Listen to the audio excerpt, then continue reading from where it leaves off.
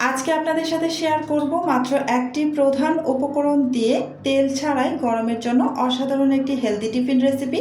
বাইরে থেকে কিনে খাওয়ার দরকার হবে না, কারণ খুব সহজেই ঘরে থাকা সাধারণ উপকরণ দিয়ে এটি তৈরি করতে পারবেন।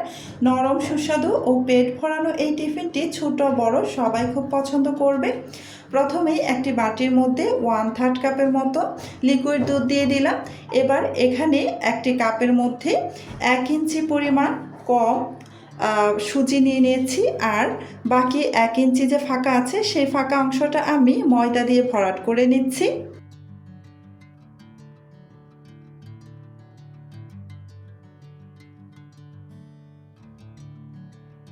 এবার এই দুধের মধ্যে এটাকে ঢেলে দিচ্ছি।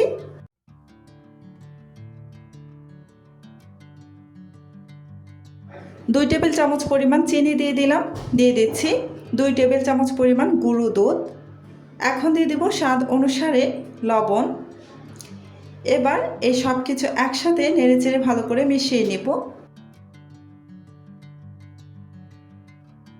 এবার অল্প অল্প করে নর্মাল পানি দিয়ে একটা ব্যাটার বানিয়ে নেব। ব্যাটারটা যেন খুব বেশি পাতলা না হয়ে যায় সেদিকে খেয়াল রাখতে হবে। ঘন একটা ব্যাটার বানিয়ে নিতে হবে। তো এই পর্যন্ত যারা যারা আমার ভিডিওটা দেখতেছেন, প্লিজ আমার ভিডিওতে একটা লাইক দিয়ে দিবেন। আর আমার চ্যানেলটি যদি আগে থেকেই সাবস্ক্রাইব করে দেওয়া না থাকে, প্লিজ আমার চ্যানেলটি সাবস্ক্রাইব করে পাশে থাকা বেল আইকনটি অন করে রাখবেন। এতে করে যখন আমি নতুন নতুন রেসিপির ভিডিও আপলোড করব, তখন সাথে সাথে আপনার ওখানে নোটিফিকেশন পৌঁছে যাবে। দেখতে পাচ্ছেন আমি অল্প অল্প করে নর্মাল পানি দিয়ে ব্যাটারটাকে বানিয়ে নিচ্ছি। ব্যাটারটাকে খুব বেশি পাতলা করে নেওয়া যাবে না, ঘন একটা ব্যাটার তৈরি করে নিতে হবে।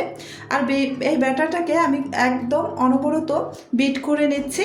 এভাবে যদি অনবরত বেশ কিছুক্ষণ সময় ধরে বিট করে নেন, তাহলে কিন্তু এই ব্যাটারের মধ্যে কোনো লাঞ্চ থাকবে না। আর অবশ্যই ব্যাটারের যেন লাঞ্চ না থাকে সেইভাবেই ব্যাটারটাকে বানিয়ে নিতে হবে। এবার ঢাকা চাপা দিয়ে আমি রেখে দিচ্ছি প্রায় 10 মিনিটের মতো। 10 মিনিট পর ঢাকাটা আমি সরিয়ে নিয়েছি। এবার আমি আরও একটু নাড়াচাড়া করে নিচ্ছি। এই যে দেখুন, আগের তুলনায় কিন্তু আরও একটু ঘন হয়ে গিয়েছে, সুজিটা ফুলে একটু ঘন হয়ে গিয়েছে।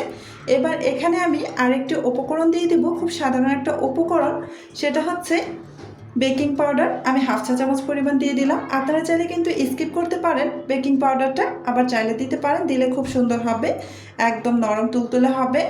তো বেকিং পাউডারটা দেওয়ার পর নাড়াচাড়া করে ভালো করে মিশিয়ে নিচ্ছি। আর এই পর্যায়ে অবশ্যই আলতো হাতে নেড়েচেড়ে মিশিয়ে নিতে হবে। বেকিং পাউডার দেওয়ার পর খুব জোরে প্রেস করে নাড়াচাড়া করতে যাবেন না, এতে করে বেকিং পাউডারের কাজটা কিন্তু ঠিকভাবে হবে না।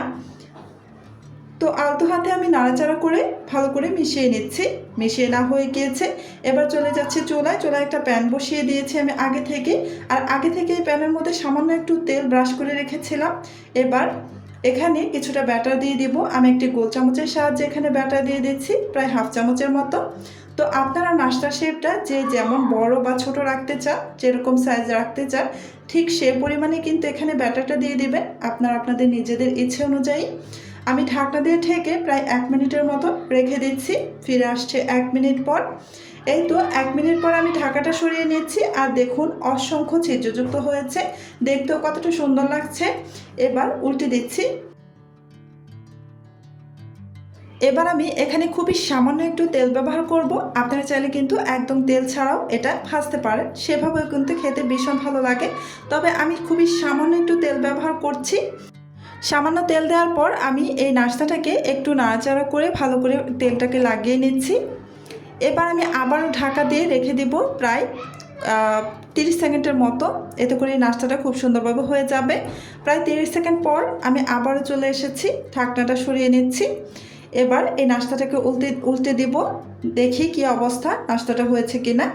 তো এই যে দেখুন, দুই পাশেই কিন্তু খুব সুন্দর একটা কালার চলে এসেছে, নাস্তাটা হয়ে গিয়েছে, একদমই কাঁচা ভাব নেই। এবার এই নাস্তাটাকে আমি উঠিয়ে নিচ্ছি একটি প্লেটের মধ্যে। দেখুন কতটা সুন্দর লাগছে, খুব লোভনীয় লাগছে। তো সেমভাবে আমি আপনাদের আরও একটি বানিয়ে দেখিয়ে দিচ্ছি। প্যানের মধ্যে আমি আবারও গোল চামচের সাহায্যে 1/2 চামচ পরিমাণ ব্যাটার দিয়ে দিব। তো ব্যাটারটা দেওয়ার পূর্বে অবশ্যই ব্যাটারটাকে কিন্তু নাড়াচাড়া করে নিয়ে তারপর কিন্তু ব্যাটারটা দিবেন। এই যে আমি 1/2 চামচ পরিমাণ ব্যাটার দিয়ে দিলাম। এবার আমি আবারও ঢেকে রেখে দিব প্রায় 1 মিনিটের মতো। ঢেকে রেখে দিলে খুব দ্রুত কিন্তু হয়ে যায়, আর ঢাকনা দিয়ে যদি ঢেকে না দেন তাহলে কিন্তু নাস্তাগুলো বানাতে পারবেন, তবে একটু সময় বেশি লাগবে। তো 1 মিনিট পর ঢাকাটা সরিয়ে নিয়েছি আর দেখুন উপরের দিক থেকে কিন্তু কাঁচা ভাবটাও চলে গিয়েছে আর অসংখ্য জালিদার হয়েছে। এবার আলতো হাতে আমি উল্টে দিলাম, খুব সহজেই কিন্তু এটা উঠে আসে। তো এখানে আমি আবারও সামান্য একটু তেল দিয়ে দিব। তো আমি আবার বলছি, আপনারা যারা তেল খেতে পছন্দ করেন না, একদমই স্কিপ করতে চাচ্ছেন, ওনারা কিন্তু তেলটা স্কিপ করে যাবেন। সেক্ষেত্রে ননস্টিক প্যানের মধ্যে যদি এই নাস্তাগুলো বানান, তেল ছাড়া খুব ইজিলি কিন্তু উঠে আসে। তো এই যে আমি আবারও ঢাকা দিয়ে রেখে দিলাম প্রায় 30 সেকেন্ডের মতো।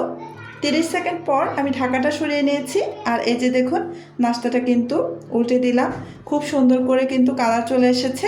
এবার আমি এই নাস্তাটাকেও উঠিয়ে নিব।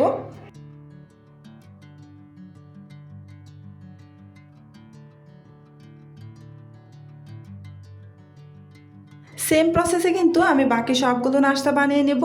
তো আপনারা চাইলে কিন্তু এই নাস্তাগুলো বাটার বা ঘি দিয়েও ভাজতে পারেন, অথবা একদম তেল ছাড়া ভাজতে পারেন, অথবা আমার মতো একদম সামান্য একটু তেলও ভেজে নিতে পারেন।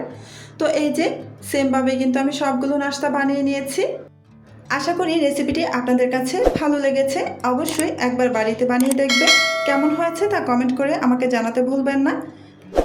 আর এই রেসিপিটি কিন্তু ছোট থেকে বড় প্রত্যেকেই ভীষণ খেতে পছন্দ করে। বাচ্চা থেকে বড় যে কেউই এই রেসিপিটা একবার খেতে শুরু করলে কিন্তু আর থামতেই চাইবে না। তো আজকের মতো এখানেই বিদায় নিচ্ছি। আল্লাহ হাফেজ।